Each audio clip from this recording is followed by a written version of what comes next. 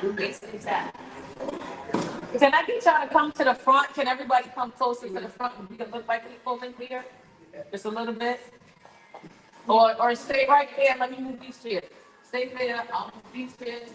Get ready to set up. We are live. We are live. We're live. Hello, everybody in YouTube world. We are live. We are live. We will be discussing investments, strategies, why is it important? And we don't have a lot of time because we do not have in the center functioning things. Hello, welcome. Thank you so much. So as we get settled and started, I am Coach Rima. Thank y'all for coming out today. Yes, can we get some noise? All right, so with that being said, what I'm going to say. So let me see if I can put this, but y'all can see. Okay. There we go. All right. And everybody should be able to see.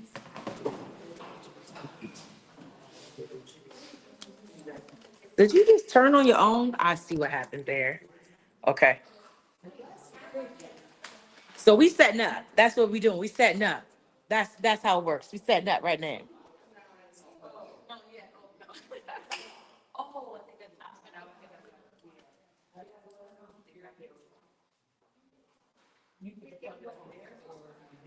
I got like keyboard too. Like this one. There's one there, but you need a specific one.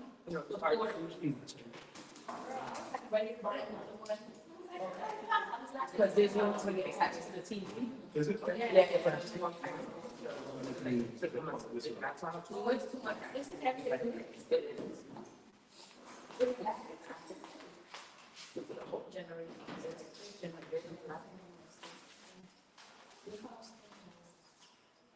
How y'all feeling today? Good. No. How y'all feeling today? Y'all better make some noise. So, you know how I do like the preview of the week? Is that cool? Can I tell y'all about my week? Yes. Yes? Okay. So today we're gonna be really quick. I'm not gonna lie, we can't stay long in the center today. So we're out of here about 8:30. Yeah. So I want to talk a little bit about my week and how things has been going. Is that cool? Yes? Cool. Yeah. All right. So this week did something very daring, right? Something very amazing to me. I think it is. Anyway, Val, you with me down there? Yes. Yes. Let's put that away. Yes. Unless you got to take notes there. Yeah. No, okay. All right. He's starting to take your notes. So this week I started my doctorate program, right? And it was really amazing because I don't know what it is about school, but every level you go up, it just gets easier. That sounds very interesting, right? Would y'all like me to explain that? Yes. So when I started going back to school, I went back for my bachelor's in 2014, right? I thought that I couldn't do school because it was 10 years later from when I had graduated high school, like something like 15 years, right? Something like that. So I was like, I can't do school, blah, blah, blah, like everybody else do, right?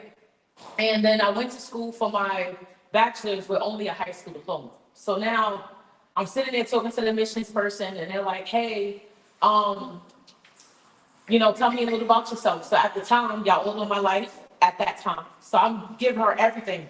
Her eyeballs is like this. Mouth dropped open. She said, I'm putting you in everything. And I was like, all right, whatever. The first semester, I got all A's. And I was like, oh, I must be killing it, right? The following 2 years went to shiznit, right? Like I wasn't killing it at all. However, I noticed that it was in like preparation. If I would have just been going and paying attention, I would have been fine. As things got easier over that first couple of months, because it was easy. Starting off with I didn't have an associate, so it gave me the 4 years for the bachelor's. But starting off in that first like 2 or 3 semesters, it was easy. Everything else got harder when life came into play and I was distracted by many other things, my son and sick and all kinds of stuff. However, when I went to get my master's, I even said, God, this gotta be easy, because if it's hard, I'm not staying. How many people feel like that?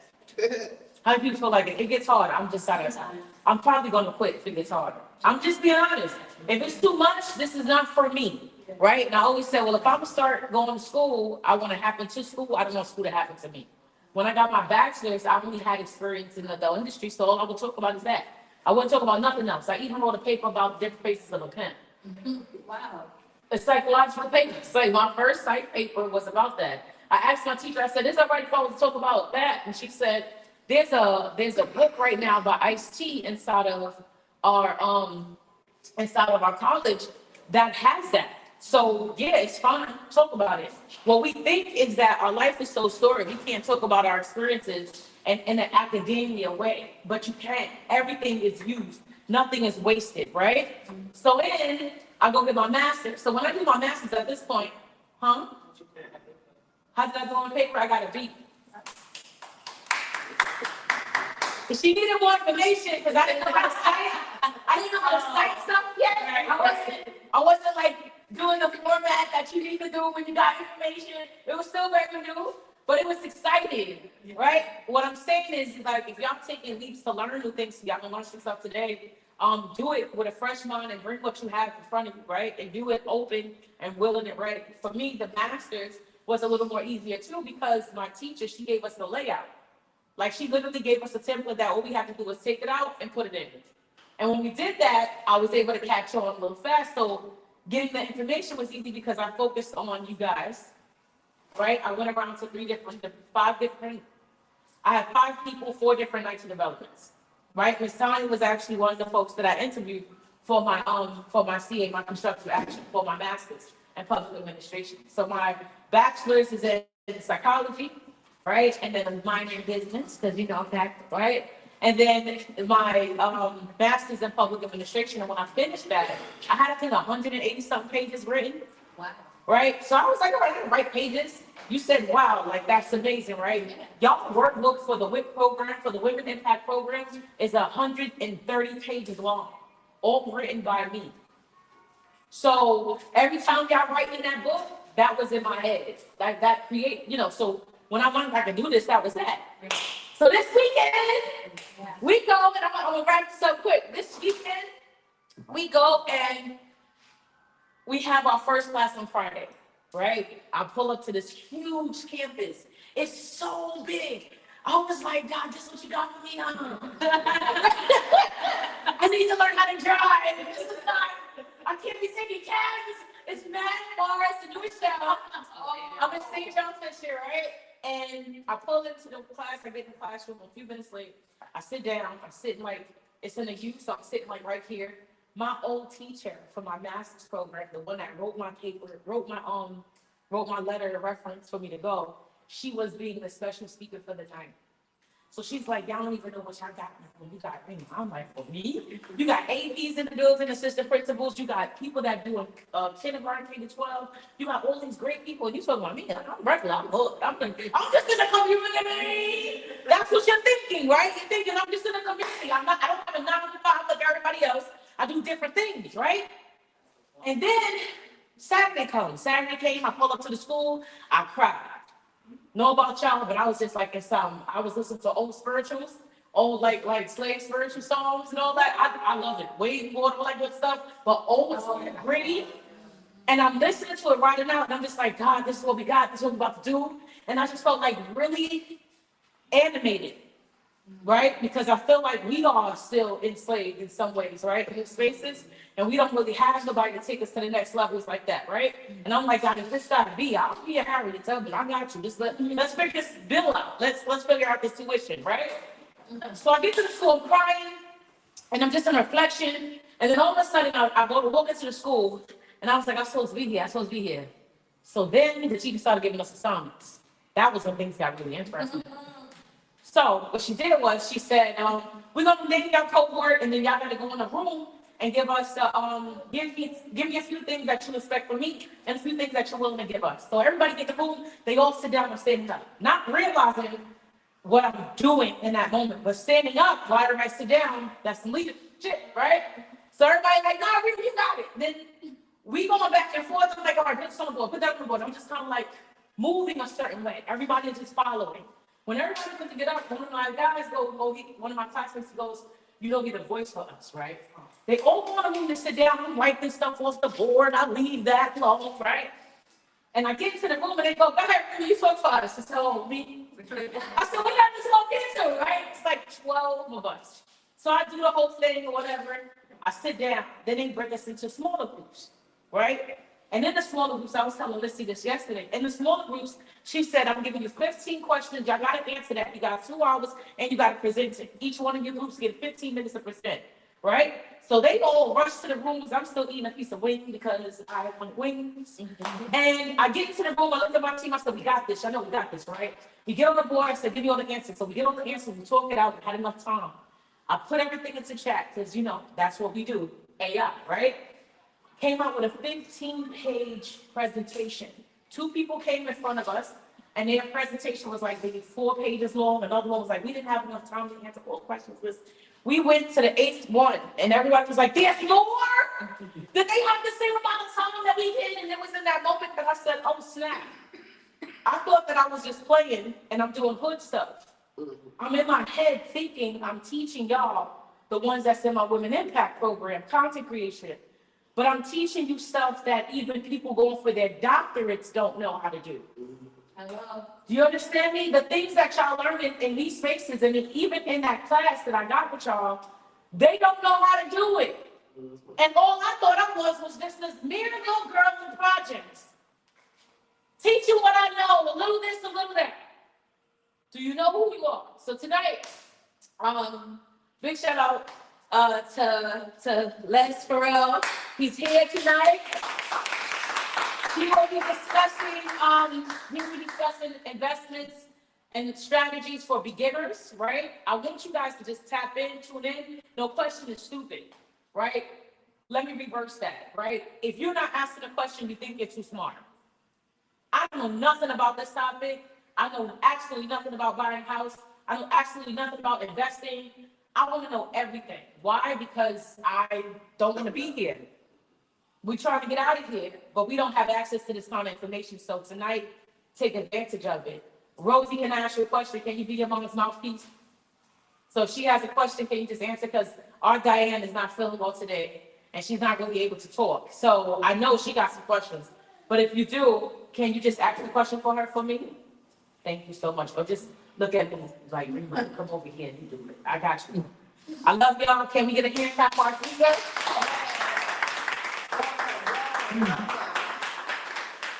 And YouTube is here too. They there somewhere.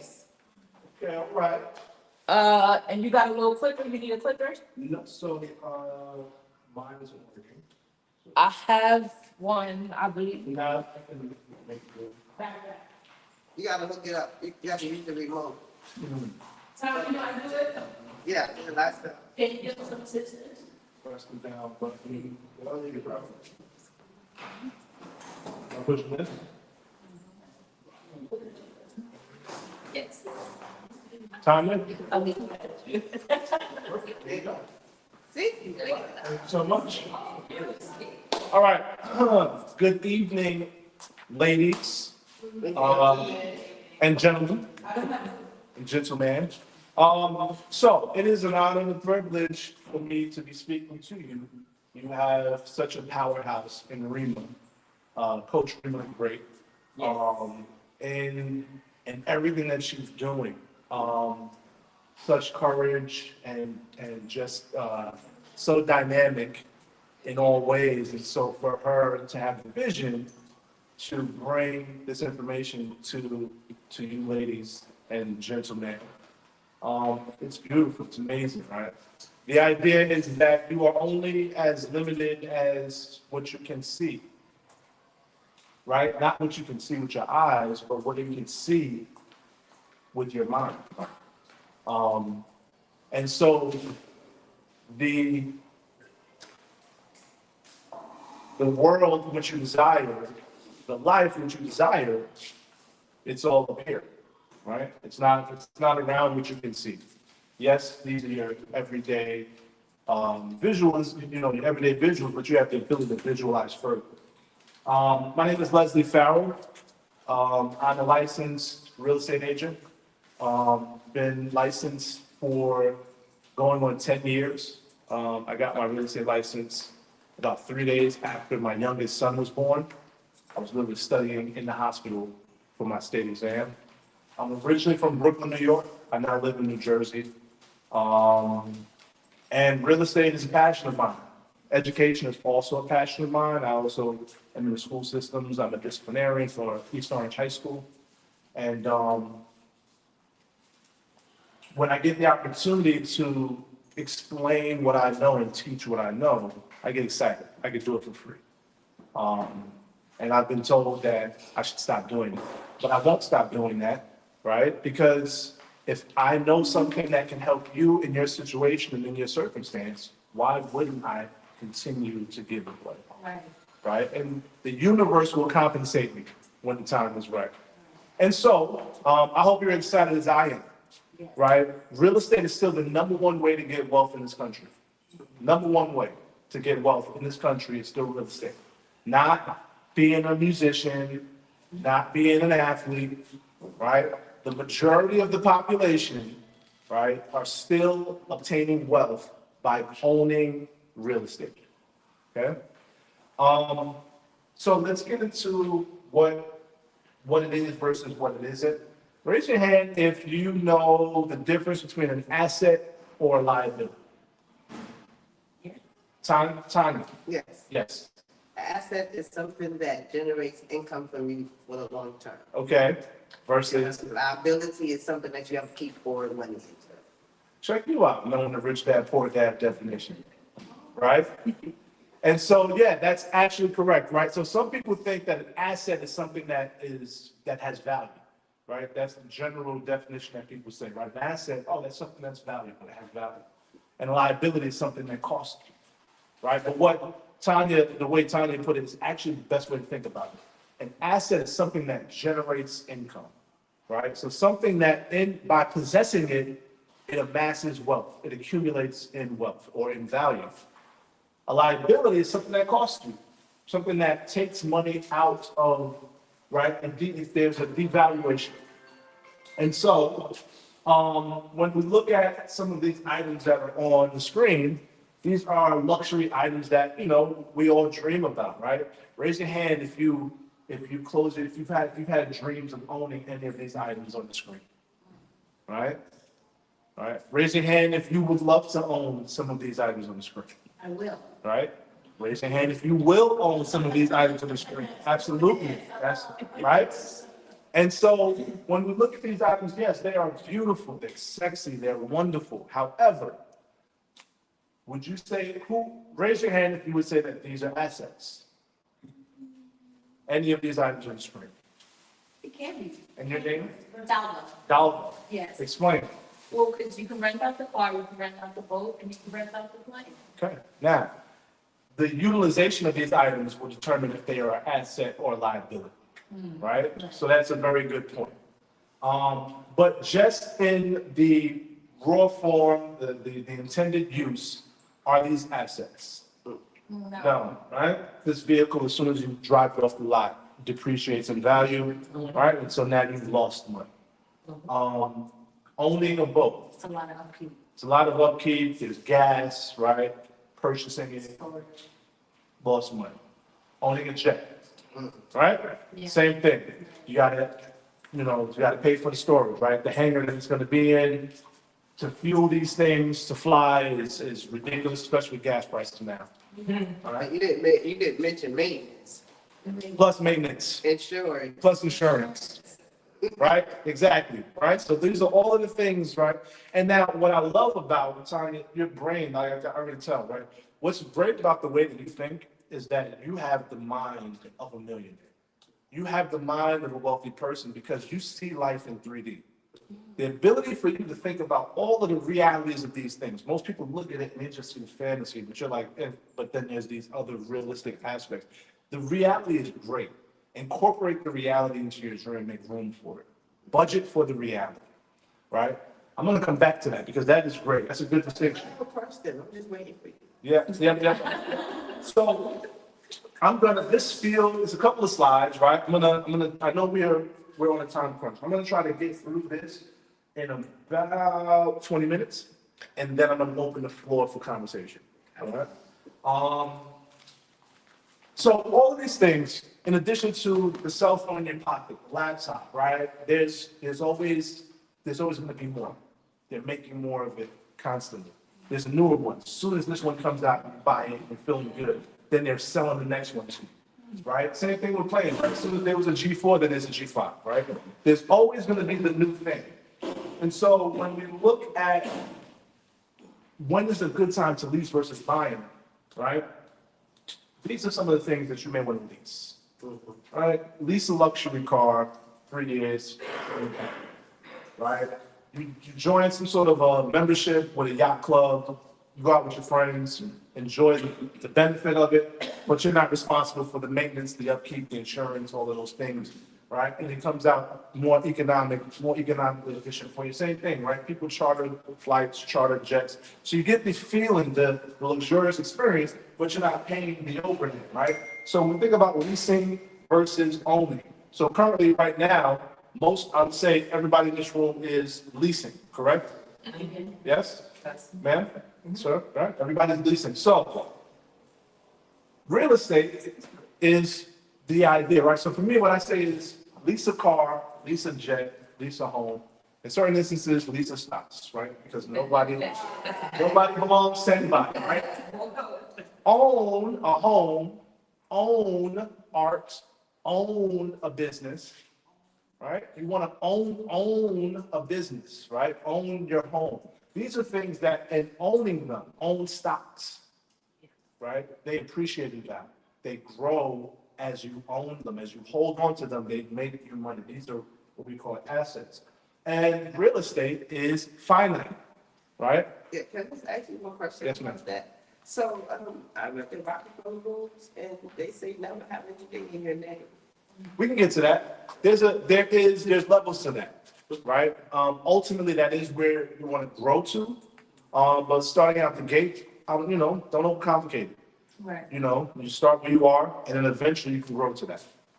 So when you purchase the real estate, right, instead of it being in your name, isn't it better to have it in a company? It depends on the I purpose. mean, not a company, in a trust. It depends on the purpose of the purchase, but we're gonna get to that. You're jumping ahead. Okay. Yeah, she's in the investment. Yeah, you're jumping ahead. She's in insurance. So real estate. So real estate is finite, which means that they're not creating more of it, right? And so when we understand that they're not creating more of it, there's always going to be a need for it. And what's happening is people always need a place to live. And so that is what creates the market in which you experience.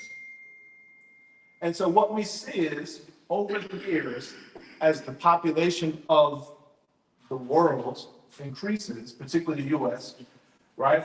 We see where home prices, the values of homes constantly go up. And so the market always trends upward.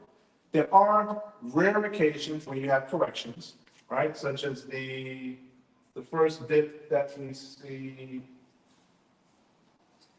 this like small correction, but the first major dip you see is in the 90s, and then the next huge dip you see is in 2008, right? Which was the huge housing market crash from subprime lending. But for the most part, you'll notice that the trend is upward, right? So what that tells you is that if you're looking to invest your money, real estate is a safe investment because you're going to get your return back within a certain amount of time. Real estate is an absolute great tool to build wealth. When you look at these two examples on the board, right? Magic Johnson, famous athlete from the LA Lakers, made his wealth by playing basketball, increased his wealth by getting into real estate. He started out by investing in properties, then he did movie theaters, then he did restaurants, Starbucks, right? All of these things. But real estate was the name of the game. McDonald's, I don't know how many of you have actually watched the movie, but it blew out.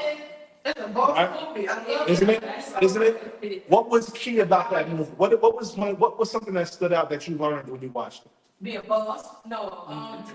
What I appreciated the most about it was how slick it was when he bought the land. So it was like, let me buy the land that they are on, not just have the McDonald's on it, therefore I can, like, just dictate what I can do with it, because you can't argue no more. I think it was a real big battle between him and the owners around where he wanted to move it, how he wanted to move. Yep. And it was like, well, you're thinking about the building, you're not thinking about the land. Yep. I loved it. So the golden rule, the man with the gold makes the rules. And so while they hired him, right? People look at McDonald's and they think that it's a restaurant, right? It's a restaurant business. It's not. It's the real estate business. And so that's what you learn, right? Crockett, I believe was his name. He outsmarted the McDonald brothers, who created this one, like their system, Burger system. right? Which improved the speed of which burgers were able to be churned out. They patented the gun, which was able to shoot out, produce 5 or 6 burgers at a time. And it was a nuance. And they thought, oh man, we're amazing, we're great. And while he was selling their product, he was buying the land. Selling the product, buying the land. So when they tried to pull the rug from underneath him, he was like, actually, nah, you can pull the rug, but I own the floor. And then sent them backpacking to the original McDonald's, to the one McDonald's, and that went out of business, right? And then he continued with the name. And so that was like mind blowing to understand how serious real estate is. When we look at the American dream, it's still alive, right? Many of us over the years, 88% of the households still believe owning a home is a good decision. 87% still continue to believe that it's part of the American dream, right? 83% of renters would like to own a home. 94% of renters who are 34 years or older would also still love to own, right? 36% of people are looking to purchase a property as a place to raise their family. 26% owning a place of one's own is just important for them as a way of living. And 14% creating a nest egg for retirement for those that are, looking down the line or just planning ahead. The benefits of owning a home are the equity that it produces. So when you purchase a home and you own that property, it increases in what we call equity. Equity is the value of that home compared to the market, right? So for example, if I purchase a home for $100,000 and I own that property for 5 years, within that 5 years, I get an appraisal done. And the appraised value, which tells me the market value of that home is now $250,000. In 5 years, how much equity did I earn? 150. Right? I bought it for 100,000. In 5 years, it went up to 150,000. It went up to 250,000. And so you subtract the 1 from the 250. So $150,000 just by living in this place that I was going to live in anyway and owning it, right? What about renovations? What about the renovations that you do to it, like new toilet? You can write those off too. Yeah. Like Yeah. if you do a landscape outside, like change the Yeah. driveway and stuff All like of that. those are improvements. We call those improvements that add to the value of the home. Absolutely. Okay, so over the 5 years, let's say you added a deck, or you added 2 more rooms, Yep. or if you dug it up and made a basement, Yep. wasn't there originally. Yeah. Those are all ways that you can improve, right? Okay, next, what if you own the land that the property is on? Well, when you purchase a property, that's it. So we'll discuss that. When you purchase property, when you purchase real estate, you own the land beneath it and the air above. All right. So equity is one of the benefits. Tax deductions, right? So those improvements that you were talking about. So when you certain renovations, right? If you run a business, so for example, how many of you in here are business owners? How many have your own business, right? So there's a rule, there's a law which you can allocate a portion of your home as an office, as your home office. And then you get to write that off, right? And so there's things like that. You can write off your interest on your mortgage. You can write that off. There's so many ways in which owning a home begin to put money back into your pocket. Obviously stability, right? Nobody's telling you where to go. Nobody's telling you what to do. They can't turn around and say, oh, we're raising, your mortgage 15%, right? That's not how it works. The same way a landlord can come and be like, oh, your rent's going up, right? That's not how it works. And obviously the benefit of owning a home is happiness because you have the security, you have the peace of mind, and making money always makes me happy, right? So we're gonna move in quickly. So I want to talk about the types of purchases. So before I get into that, are there any questions in the room? How's everybody feeling so far? The pace is good? Yeah. Do I need to go faster, go slower? No, it's fine. It's good. All right. So I'm going to get into the various types of purchases. I actually kind of also, before we get into that, I want to just plug something in. It's in there, but I want to plug it in now. In order to purchase a property, in order to purchase a home, there are three things that lenders are looking for. We call them the 3 C's: credit, capacity, collateral. Okay. Credit, capacity, collateral. All right, we're going to start with the obvious, credit. Most lenders, there are two types of loans, FHA and FHA conventional. All right. So most first-time home buyers apply through what we call FHA. FHA doesn't stand for first-time home buyer, even though the initials seem similar. It's just I forget what it is. Yeah, something like that. It's backed by the government. It's a loan that's backed by the government. They made it so that the requirements are a little lower. You need at least a 620 credit score. Okay, at least a 620 credit score. So that's the credit part. Capacity is, what do you make? What are you bringing in per month? Do you have the capacity to maintain the payments on this? And then collateral. Collateral is, what are you backing this loan against? Usually that's equity, right? I mean, not equity. That's usually like a down payment, right? So what do you have in the bank? What do you have stored up? What do you have in stocks? What do you have in your 401k, right? If you own a property, right, then what is the value of that home? That is called collateral, okay? So the 3 C's, credit, capacity, collateral. So when you speak to a lender, they're gonna ask you about those 3 things. So if you make $100,000 a year, right? And I'm just using that number, right? Because nurses, they're professions that touch that very quickly, right? If you make 70,000, if you make 50,000, right? The lender is going to take that number, and then he's going to put it up against what you put out. So how much you take in versus what you put out? Student loans, car notes, credit card bills, right? Insurance, right? Whatever your monthlies are, student loans. And then he's going to create something that's called the DTI, debt to income ratio. That DTI is going to tell him whether you can afford the purchase or not. All right. So I just wanted to plug that in again. The 3 C's: credit, capacity, collateral. All right. So keep that in mind. So the types of purchases. So the first type of purchase that I want to go over is something called a condo or a townhouse. All right. Raise your hand if you've heard these terms before: condo, townhome. Okay. So basically, what a condo is, it is an apartment building that you own. So imagine the apartment that you're in. If you owned it, that'd be a condo. All right. A townhouse, very similar, is it's these style of homes. They're connected, right, like row homes almost, with more than one floor, upstairs and downstairs, that you own. Right. You own everything within the walls of that space. All right. And then everything outside is mutually shared.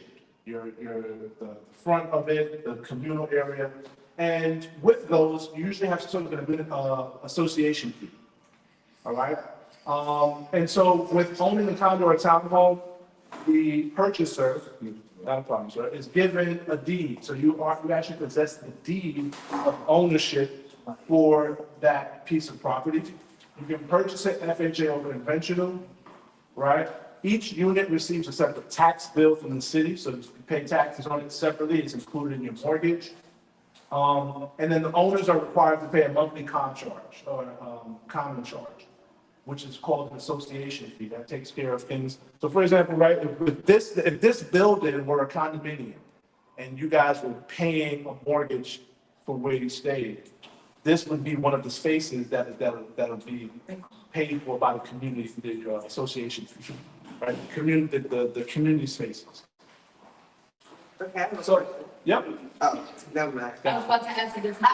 Among So the difference between a condo and a co-op is a co-op is an apartment, right? So similar. If this building, it's funny because there was a building, there's a development in Brooklyn.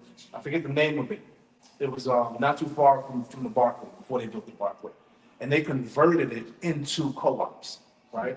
So I don't know how the people of the building did that. It's pretty cool, right? So just like you guys, they were living, they were paying, and they were able to flip where they were staying and turn that into a co-op. Co-ops are owned by a corporation. And so what happens is, as opposed to individual ownership of each unit, collectively you own the building, right?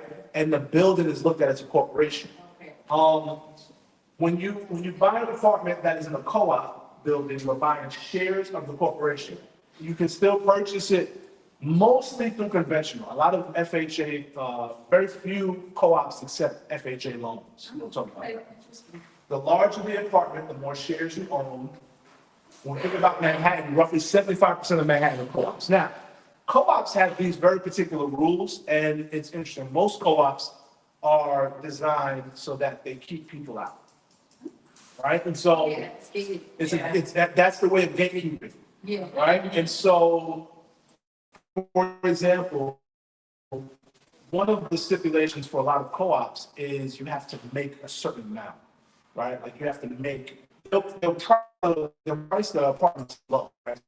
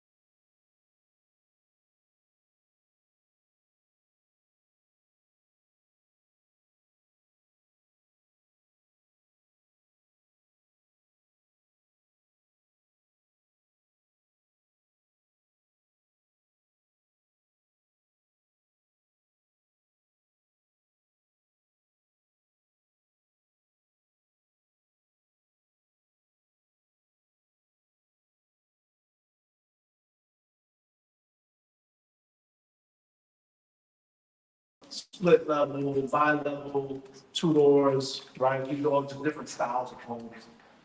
What you're looking at right now is a traditional colonial home, which is really where you have all of your family spaces on the first floor and the bedrooms on the second floor. It's a freestanding residence building. It requires a standard residential mortgage. And so FHA are conventional. FHA, you can get it as low as 3.5%. So what that's 3.5% of the purchase price. And so if we're looking at a home and it is $100,000, right? You would have to pay 3.5% of that $100,000 as a down payment in order for you to be able to purchase the home. Conventional typically starts at 5%. However, if you have immaculate credit, I have seen situations where conventional can also be as low as 3.5%. The benefit, the difference between the two loans is conventional tends to be a cheaper loan over the span of the life of the loan because you do not have to pay what's called a PMI, which is basically mortgage insurance that you pay. You still have PMI, there's still mortgage insurance for conventional, but it's not, it goes away and it's not as high, I believe. And so over the span of the life of the loan, it ends up being a cheaper loan than the 3.5%. So once we go from a single family home to a multifamily home, a multifamily is when we have 2 to 4 units. All right, so a duplex, right? So we have 2 floors, 2 apartments legally, right? Not a single family that somebody's uncle added some walls or some doors, and now that's an apartment, right? So there's a standard in which we can determine if a property is legally a multifamily, and typically that is the meters, right? When you go, you look at the meters. So if it's a 2-family home, you should see 3 meters. If it's a 3-family home, you should see 4 meters. A meter. So the meters are where so you have 2 meters, your electric and your water meter. The electric meter is what allows the electric company to determine how much usage, how much wattage you're using, or the building is using. And then the water meter is the same thing. And so in a multifamily home, the house is supposed to be split so that each unit is responsible for their own usage. Correct. So if you don't see, there should be a meter for each unit and a common meter, particularly for electric. There's always, so if it's a 2-family home, you should see 3 electrical meters. 1 for each unit, unit 1, unit 2, and 1 for the common space, right? Because when you walk in the vestibule, there's lights. When you go up the stairs, those are lights. Outside, those are lights. That's all common use, and that is the landlord pays that for that 3rd meter. 2 to 4 units, right? So once we get past 4 units, it changes, it becomes commercial. And really that is important when we talk about lending. So now, ladies, when we talk about purchases for yourselves, right? And you're thinking to yourself, this is something I've been thinking about for a long time. Now is the time. My suggestion for first-time home buyers is you want to start by looking at multifamilies, right? You want to at least get yourself a 2-family, right? So that you can live in one and rent out the other. The benefit of that is, one, if you don't make a ton of money, right? Let's say, you're right there. 70% of that 2nd unit can be allocated toward your rent, toward your monthly, right? Your personal rent? Correct. Your personal income. So if you're moving into a 2-family, right? Let's say you're moving to Jersey, which is what a lot of New Yorkers do, right? You say I'm going to Jersey, right? Jersey City. And you find yourself a 2-family, and you're living in one, right? You're living in 1 unit. You're living in unit 1, and you're gonna rent out unit 2. And the going rate right now for a 2-bedroom is at least $2,800, right? $2,600, $2,800. 70% of that monthly can be allocated towards your personal income that will go toward qualifying you for the purchase. 70%, all right? So that's one of the benefits of purchasing a multifamily. Another benefit of purchasing a multifamily is, again, the renovations you get to write off. So when you do renovations on the apartments, when you do renovations on the building, you get to write those off a bit more aggressively than you would if it were just your own personal home. And then one of the other benefits, which I love, is by purchasing a multifamily first, when you move out, once you decide to say, you know what, I want to live in the space by myself. So you go from the multifamily to buying one of these, right? Which would be my suggestion. Go from here to here. When you do that, the apartment that you lived in, you rent that out also, right? So if it's done properly, the unit that is being rented should pay most of your mortgage, right? It should, the first one. And now, by the time you move out and you rent out both of them, the entire mortgage should be covered here. And a good portion of this mortgage will be covered also, right? And so now people wonder how are you living here, and they don't understand that you got one or two of these. That's the way that you start, Okay. okay? Yes. Got it. Now, moving forward, we have something called, this is a commercial unit, right? Multifamily with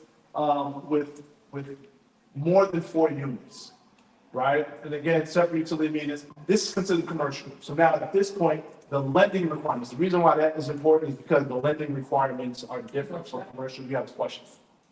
My voice is for That's fine. So back to the other picture, what are the requirements to meet in order to get an approval from a multi? So all of the requirements for this one, this one, this one, this one are all the same. No, They're all the same. The 3 Cs, credit capacity collateral, 620 credit score. The DTI has to, the bank, the lender will do that. They'll run that number. 3.5% down. So what you need is, you need to have access to 3.5% down of the purchase price, and then another 2 to 2.5% for closing costs, right? So I would say anywhere from like 5 to 6% of the purchase price, you should have access to be able to pay out of pocket of the purchase. And then, yeah, those are the things, right? It changes when we get here. And it changes because the only type of loan you can qualify for at this point is commercial, and it's gonna be 20% down. And so now obviously coming out of pocket 20% as opposed to 3.5% is a big jump, right? And so if you want to buy a building, usually this is what you're looking at. Same thing, right? So we call, this one is just, it's a multifamily unit. This one is mixed use. A mixed use unit is multifamily up top, right? You have living spaces up top, you have apartments, and then you have storefronts down below. That's what we call a mixed use. Right, so if you plan on some people that, want to open up the store, right, live up top, that's really where that comes in. Or, you may not live in here, you just have different types of tenants. And the tenants for down there is, it's gonna be a different type of leasing situation. Commercial leases are a little bit different, as well. Any questions on that? Yes. I have a question of the mixed use, right? Mhm. So, say you have somebody that has a business and you're leasing that business to them, Mhm. right? That space for them. And leasing And space, they also need somewhere to live, yeah, right? Would that be a different lease from the Absolutely. apartment and, okay? it could be, I mean, Could it be yeah, like you could, combined? a bundle, I mean, me personally, I wouldn't, right?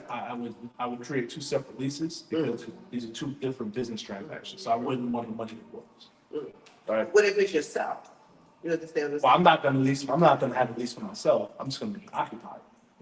Right, but if it's somebody, if it's a family member, that's like, I'm 2 separate leases, separation of church and state. Like, so what I'm saying is like, okay, I buy this big huge, right? And I got my business downstairs and I'm living in the upstairs. How does that work?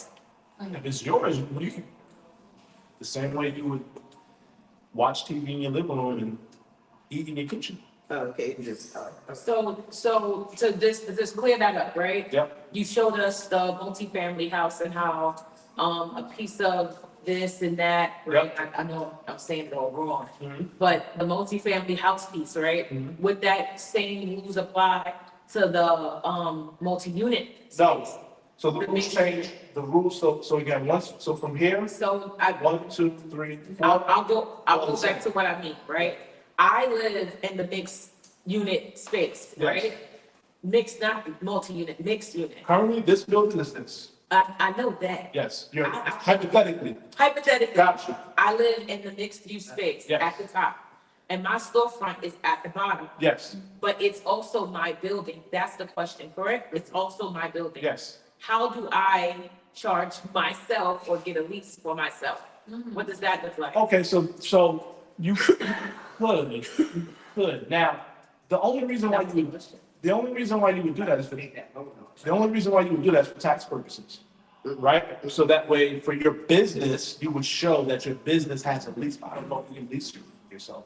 Got it. That's where, so now, once you get to this point, this would not be in your name, right? This would be this purchase would be under an LLC at least, Right. which you can then move to a trust, Okay. right? So I mean,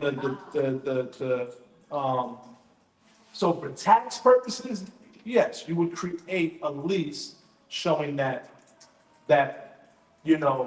mixed fruits and vegetables LLC is leasing from 292 Broad Street, Right. Got it. Got right? it. That's what you would do.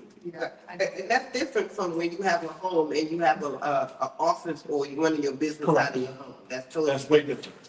Usually, when you're doing that here or here, that is usually when you're filing taxes as a sole proprietor or, so it's either an S corp or a C corp. Right. Where you're filing your personal taxes with the business taxes. And you're using your living space as part of your office, right? And you file your receipt. Yeah, schedule C, Yeah.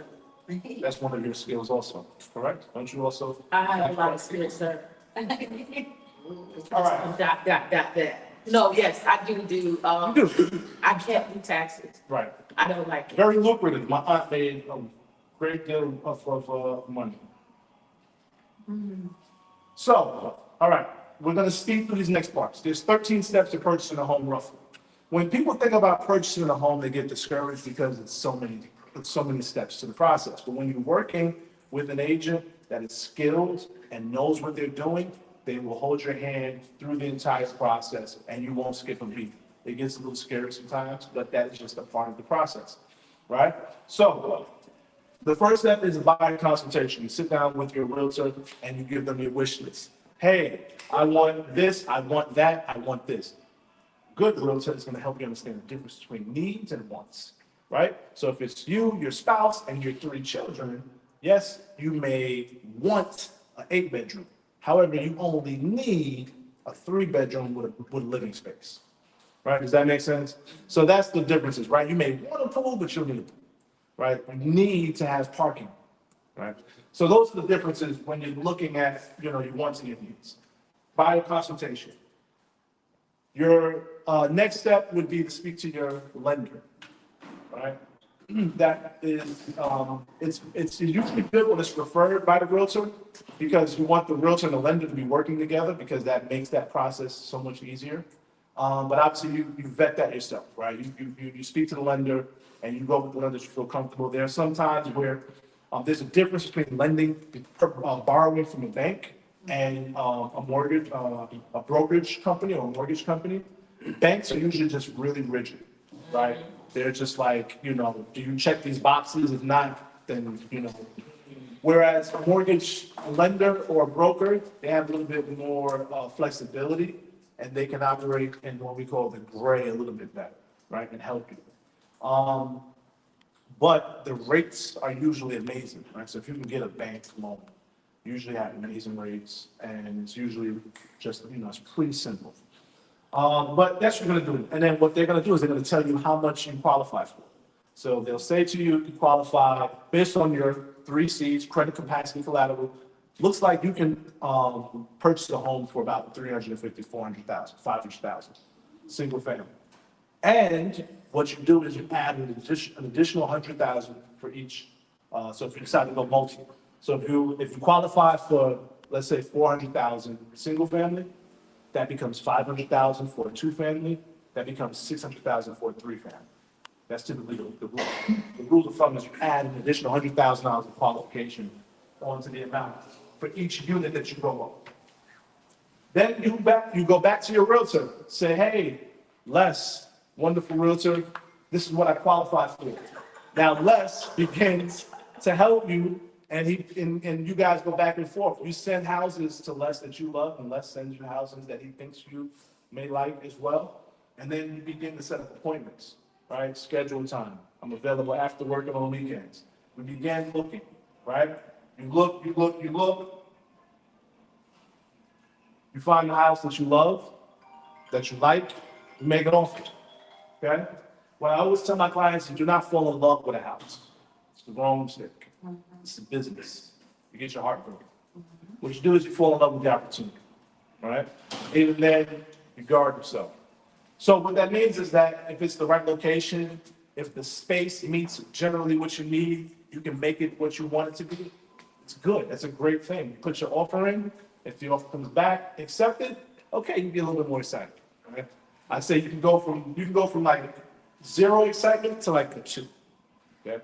Each step along the way, you can raise your excitement a little bit higher. Yes, ma'am. So my question is, when you find a place, right, if you're making an offer, right? Yes. When you go and you view this place, what would you say would be the most important thing? I have a specific list of things that I think is most important when you're going to buy a house before you purchase the house. Even though it looks good on the outside, right? I think plumbing, electricity, boiler, foundation, as far as the sewage, Yep. right? Those are important things to consider before you purchase that home. Because those things can cost you more money in the long run. Absolutely. And structure. Yes, you are. And the structure Yeah. to see if it has termites or, if the basement has leaks. Yep, so I'm gonna stop you, right? So there's a point in the process that we'll get to with the inspection. Okay. Right, so all of that gets determined through your inspection. Now, obviously, when you're looking at your house for the first time, you're not gonna be able to determine all of that, it's not a shot, right? Right. Typically, what you wanna look for as you're doing your walkthrough with the realtor, yes, the basement is the place where you need to, most people don't love basements, particularly to my female clients, and I'm like, listen, I need you to shake that, because we gotta go into this dirty, crusty basement, because that's where the house talks to you. Right, you're gonna look at the ceiling, if there's leaks that you can see, visible wet spots, that's something that's gonna reveal something to you. If there's an oil tank, that's an issue, because most banks don't wanna lend if there's an oil tank. Right, because now if it's an oil tank, is it an active oil tank? If it's not active, if it needs, was it leaking at some point? Is there soil contamination? Right, you wanna look at the wood, does the wood look like it's been chipped away? Does it have white, like little white spots, the termites, right? Because that's one of the parts of the inspection. So again, you're gonna look at certain things, right? And then you're gonna eyeball those things. Not everything is a no, right? Everything that you come across, you just write it down, and it becomes a point of negotiation down the line, right? And so when you look through, you've done your walkthrough, you've eyeballed everything, and you say to yourself, I like it, put an offer in, Les, right? Les looks at the market, looks at the comparables, the comps, right? What has sold recently that matches this, and this is what I think we should come in at, right? A lot of times people watch house hunters and they're like, hey, Les, they want 300, give them 250. And I say, no, we're not gonna do that. Why? Because you're not gonna waste your time. That's a waste of the time offer, right? The market doesn't dictate that. If they're asking you for 350 and the market shows that that house is probably worth 350, it might be worth 370, you have to understand the strategy, right? They've priced it low so that they can get higher bids. So understanding the market, right? Your realtor should understand the market and be able to coach you back on that. And if you trust your realtor, then you'll follow that offer.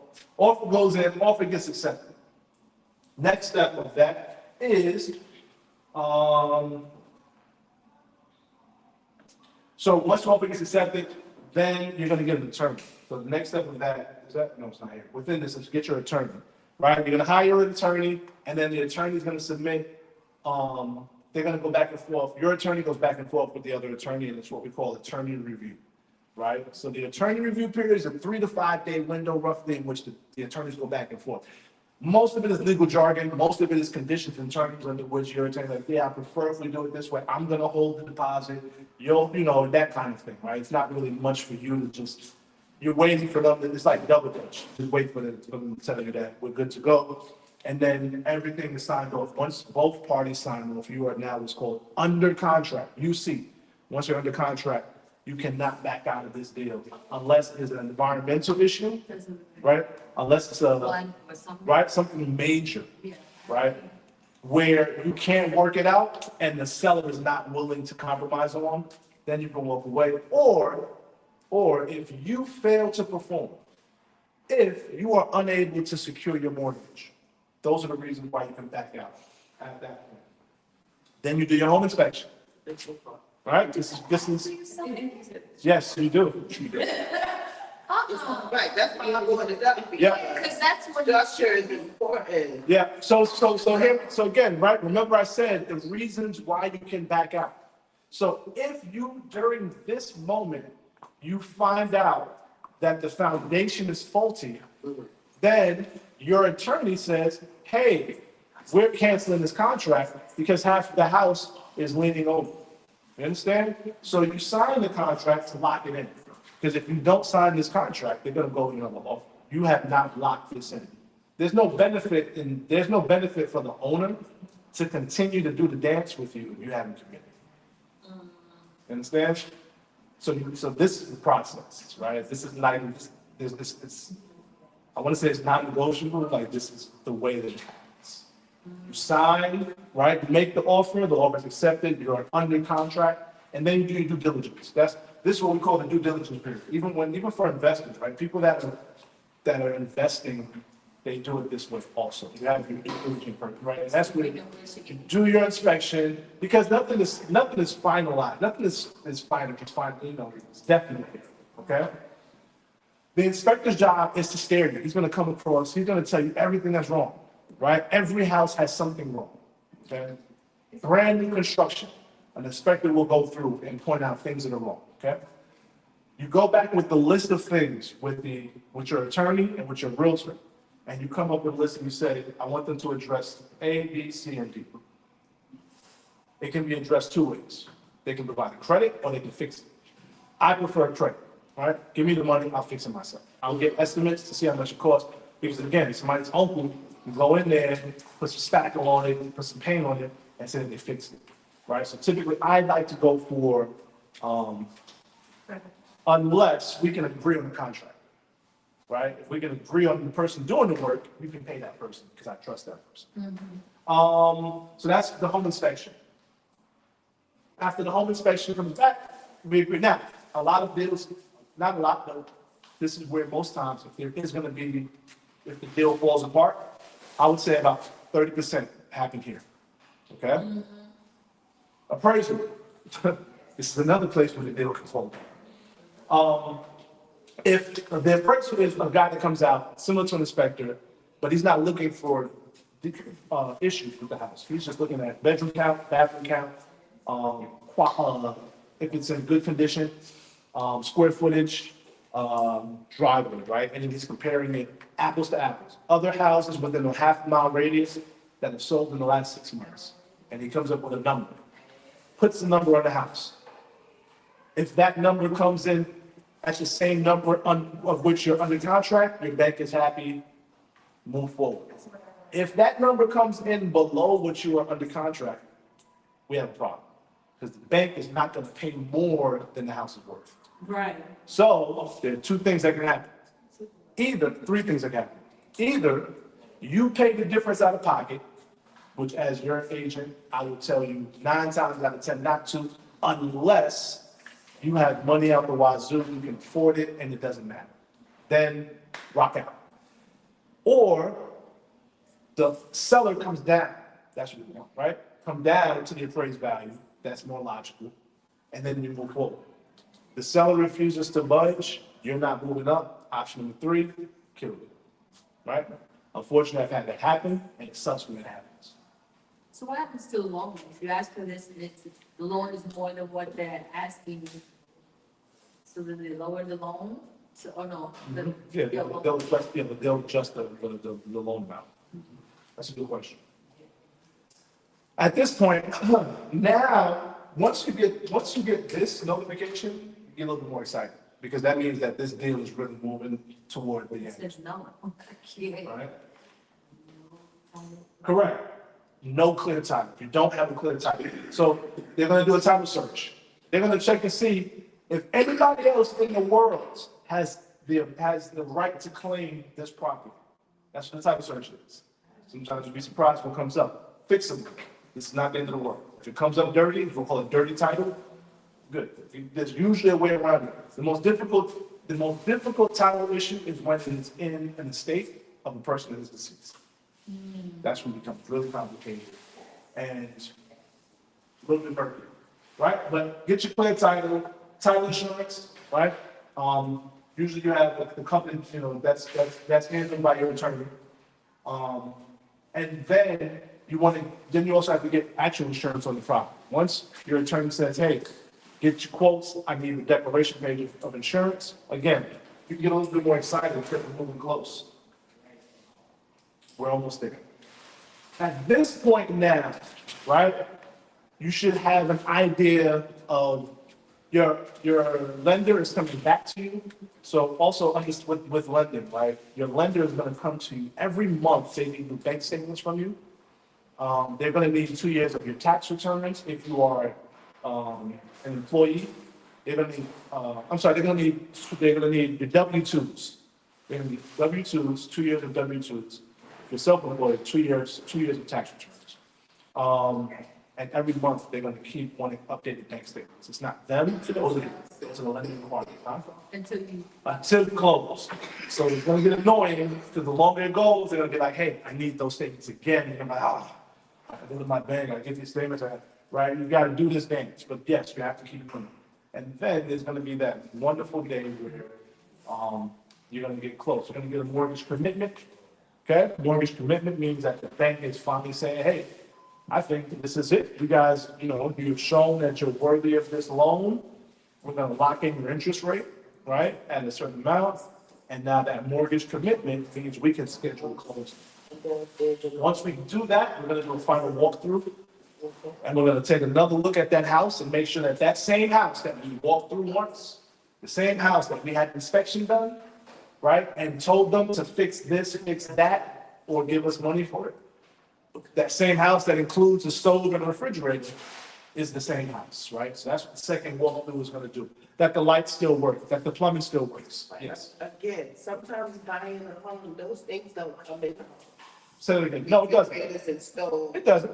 But if it does, and you've agreed to it, you want to make sure in the second walkthrough that it's still there, right? Like it didn't say, yeah, and then next thing you know, turn around, washer and dryer that they were supposed to include is gone. Closing confirmation, right? So now you get a date and a location of where closing is going to be. Homeowners insurance has been provided. Title search was complete. We got a clean title. Your attorney is providing a list of what to bring to the closing. Most importantly, how much that check should be. Right? We provide you with your closing costs. Okay? You understand what the fees are, generally how they impact your budget. You discuss with your lender the option of including closing costs into the loan amount, which is what we call the seller's concession, right? So sometimes when you hear, let's say, you can get into purchasing a home with no closing costs, what they're saying is that the amount of the closing costs is going to be rolled into the life of the loan, which helps, right? Because now take that $10,000, $15,000 that you have to come out of pocket, spread that over 30 years, it's like $10 a month, right? So you don't see it as much, you don't feel it as much. And that's something that they can do. What are closing costs? It is a combination of all these fees, right? It's the joke here is that there's no way to if you wanted to read through all of this, you can. But it's just like so many different things. So that's why people always say, what's my closing cost? What's my closing cost? They're not able to tell you to the end, right? These are closing costs, correct? It includes the application fee, the appraisal, sometimes you pay the appraisal up front. It'll include your attorney fees, your closing and escrow fees, courier fees, the credit report that the lender used, escrow deposit, FHA upfront, mortgage insurance, flood determination, home inspection, right? There's a bunch of things that's included in the closing costs that get calculated at the end. It's like your final tap.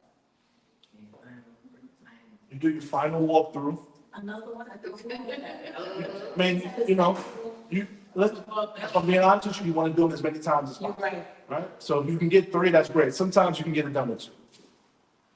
And now, these are the words that every agent and lender love to hear. Clear to close. CTC. Once you get that clear to close, now get a little bit more excited. Now you can take your excitement to about an 8. Wow. Okay? Get excited. Okay? You have your check that you need. You go, you sit down, you hand over your check, you sign a whole bunch of documents, you get your keys in your hand. And that is the process of owning your home. See, so now all of you have already gone through the process. You're already homeowners. Right? Congratulations. Congratulations. This is my contact information. I also have cards over here. All right? Yes, absolutely. Okay, so Now, Mr. Leslie, can I yes. ask my question You may now? ask every question that the time will allow. I've been waiting to ask you this question, right? Yes. So, I'm not too much interested in purchasing a home from someone else. I was interested in purchasing land and then building on that. Okay. To build the way I want it to be and how I want it to look. Yep. Now, when it comes to getting loans from land Yep. and to be able to build on that land, how does those loans work? Those are different processes, right? You're looking at a development loan, a construction loan, actually. The criteria is different in terms of qualification. It functions a lot more similar to conventional, in which the deposit, your upfront money is more, right? You need to pay more money upfront. And there are a lot more steps, right? You have to do, is the land excavated or not, right? Are the trees on this not? Then you have to do soil tests. You have to go through zoning to get approved for, how many floors, how many levels up you want to go. What is the footprint, right? How far can you go to the perimeter of the home, how far can the home be to the perimeter of the line of the land? That's a different conversation. What I'll say though is there is a way to kind of do both, and this is what I did. When I purchased my home, I have my oldest son was in college at the time, was living in the house. So it was the 3 kids, and it was the 2 of my wife and myself. And my oldest son, significantly over, 10 years old. So a 4-family, purchasing a 4-bedroom was significantly more than the 3-bedroom. And so what I said was, okay, we don't have to purchase a quote-unquote 4-bedroom.